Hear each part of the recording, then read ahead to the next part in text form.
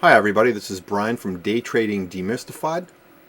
I've been asked to do a short video on how I day trade the 5-minute candle. Now this is a breakout strategy I use. Let's get right to it. This is SCTY. This is from 2 days ago.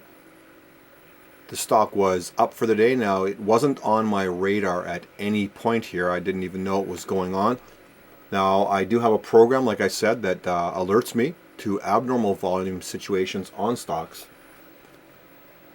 So when this stock was going along sideways, I was alerted to the stock right here when we had a breakout. Now we wait for this candle to close, and then we enter the trade. Now, something that I know for a fact that many people fail to do is control their losses.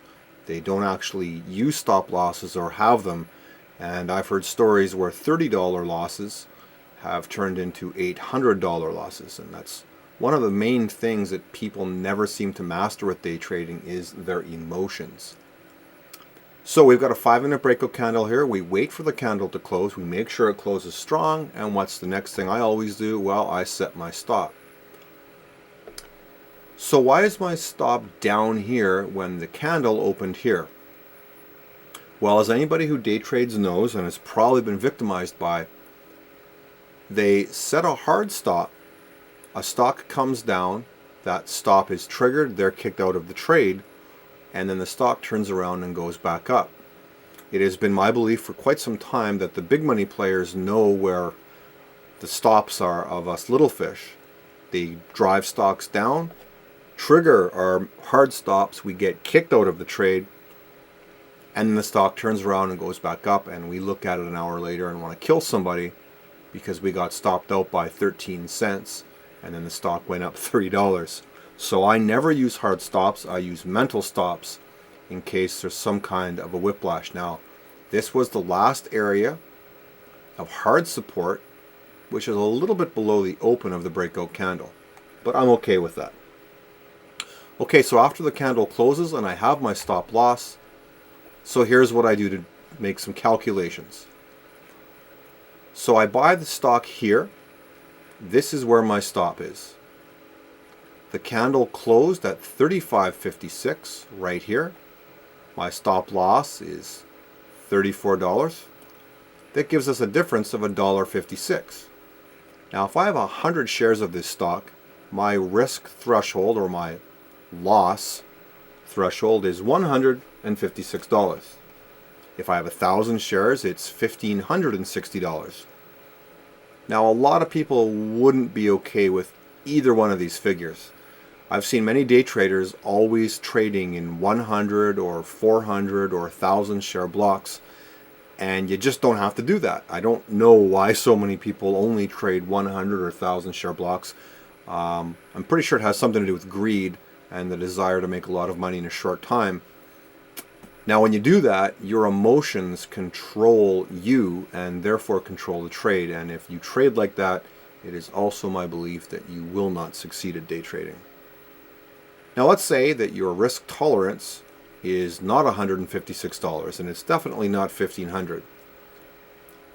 Let's say that your risk tolerance is $30. That means if you lose $30 on a trade, it's not going to affect your day, your mood, your appetite, your relationships with family and friends, and you're not going to road rage out on the first person you see. Having a risk tolerance of $30 means if this trade goes against you and you lose $30, you're okay with that. So if your risk tolerance is not $1,500, but only $30, it's quite simple. Buy 20 shares. If you have 20 shares of this stock, that means the difference between this huge area here and this area here is only $30. So let's say you've entered the trade at the close of the candle and the trade moves along. Now, again, if you have too many shares here, as the trade goes along, you can see there's quite a pullback. This is an area where a lot of people would start to get emotional, especially if they've gone too heavy, and they would no longer be thinking about profit or staying in the trade and following the rules. They would simply be going into a state of panic because they are down so much.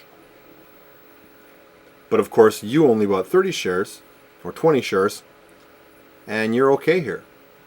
So the trade goes along, finally pulls a 180, heads back up, gets back up to our buy point. Again, we are looking to make money, so we do not jump out of the trade or bail on it simply because now we're going to break even. We are patient, we wait carefully, and boom, finally our patience is rewarded. So what's the next thing I do?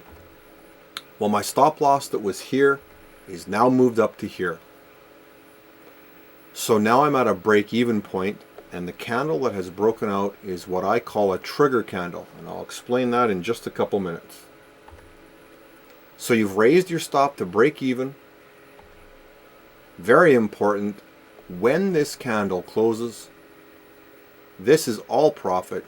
Take between 40 and 60% off of the table, or that's what I do anyway, to lock in some profits. So that's your trigger candle there. You've raised your stop to break even. You've taken a percentage off the table. Now, if we look at the volume surge below there, we can have a pretty good indication that the trade is going to continue to go our way. So the stock pulls back, goes sideways a little bit longer, comes back up. Boom, another new high. So what's the first thing we do? Well, we raise our stop from break even to what I call the profit zone. Now, when this candle closes, you take more profits off the table. A lot of people would be completely out of the trade at this point. Now, depending on how early it is in the day and how much longer the market's going to be open, or your personal tolerance for staying in a trade a longer period of time, you would raise your stop to the open of this candle and you would stay in even longer. Now, I exited this trade shortly after here simply because the market was closing shortly after. Now we can see these two candles here are trigger candles. I'm going to explain that quickly. A trigger candle during a day trade on a 5-minute candle usually represent a new high and a continuation of a trend, and are usually at least 3 times larger than the previous candles before the last breakout. Now, as we can see here, this trigger candle is much larger than all of these, which signaled a new high. And this trigger candle here was at least twice as large as most of these. Now, whenever you get a trigger candle, you should always raise your stop to the open of that trigger candle and take profits off the table at the close of that candle. And like I said, after that, the stock simply drifted sideways and the market closed. Well, that's how I day trade the 5-minute candle. This is Brian for Day Trading Demystified, reminding everybody to master yourself and then master the markets. The Day Trading Demystified website should be live in about 4 days. In the meantime, you can check us out at the meetup.com website /Day Trading Demystified. If you're interested in following along with some of the trades that I make every day, you can also follow me on Twitter /Nakari Walk. I hope the video has been helpful, and we'll see you next time.